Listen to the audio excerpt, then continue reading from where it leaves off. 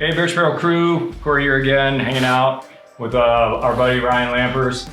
He's got a Western Hunting Summit approaching. He also got a bear, and we were discussing what we were gonna cook for the summits, and it just made sense to make. Why not use the fresh bear, right? Bear sausage. We're gonna start by cutting down the meat. We're not gonna start that grinder until we've got meat in it. That's kind of my first tip, is you only wanna run a grinder when there's actually meat in it. Second tip, always keep your meat cold. As long as it's cold, it's gonna process better. You're gonna get a better product. Sounds good, yeah. Everything's kind of rough trimmed right now. We're just gonna have to do some slicing up and get it ready for the grinder. We're gonna start by cubing the meat, as I mentioned earlier, grind it. And then we've got some pork butt or pork shoulder that we're gonna cube up as well to mix in. After we make our first batch, because we want to sample it, we're gonna do not a shortcut, but a fast version where we're gonna throw some sausage on the Burch barrel at 100 degrees, let it sit there for about 30 minutes just to kind of become room temperature. And then we're gonna just cook it, just like normal fresh sausage that you cook. All right, I'm just gonna dive into it.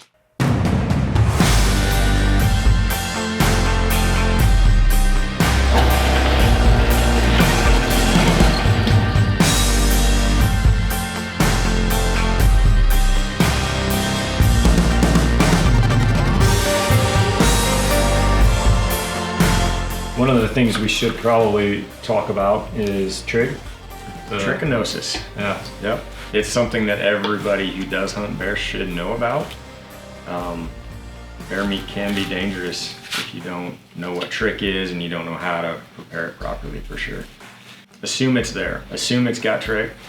And to do that, you just cook it thoroughly. You get it up to 165 temp. And we cook stuff in the backcountry where we don't have a thermometer or anything like that, but we just cook the crud out of it, and it is still really good. So because bear's fattier, we're gonna do a leaner sausage. We got 22 pounds of bear, and we're gonna combine that with just about 3 pounds of pork fat.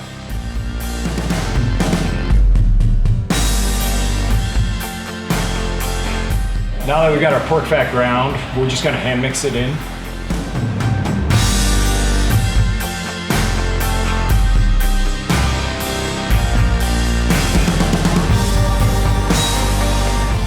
Can I just watch? Yeah, you can just stand and watch. I think that's okay. I wanna mix it, but what I don't wanna get is I don't wanna get protein extraction. I don't want it to get too sticky. Then it's gonna bind up more in the processor.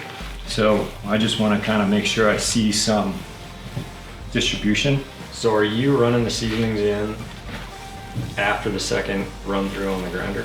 So if I'm going to hand mix this, I will add the seasoning right now. Okay. That way it gets better processing into the meat.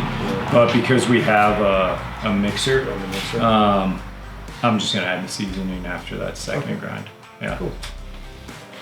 Let's just start feeding it back in. Okay. So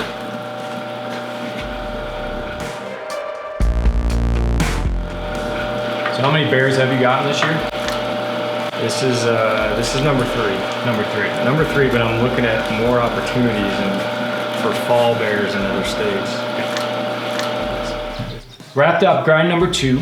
If you have a mixer, it's always convenient. If you don't, you're gonna wanna hand mix your seasoning, your cure, Hi-Temp Cheddar. You're gonna wanna mix that for at least like 10-15 minutes. It's critical to get what's called a protein extraction, which is where the fats are really binding with the pure protein, the red meat, which is what's going to give you a better consistency of smoked sausage. Should we rock and roll? Yeah. We're gonna use, on this first batch, sweet chipotle seasoning from Sausage Equipment and Supply Company. It's a local Montana brand.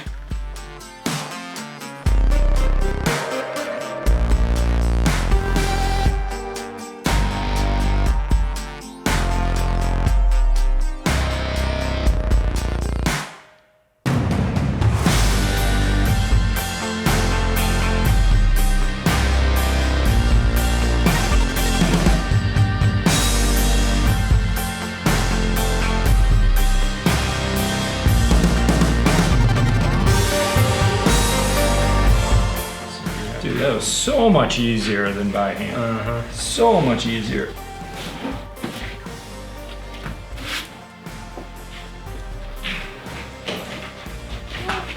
We just wrapped up mixing, and one thing you'll notice when you're smoking sausage and you're using that cure, meat's gonna turn brownish on you pretty quickly, and that's just the nitrogen in that cure kind of taking over.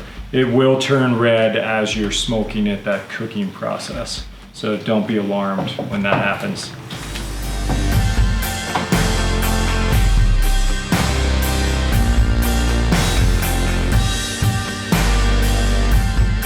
Heavy, 15 pounds for some reason. It's kind of heavy holding it up above your head. Now all we gotta do is get them on the barrel.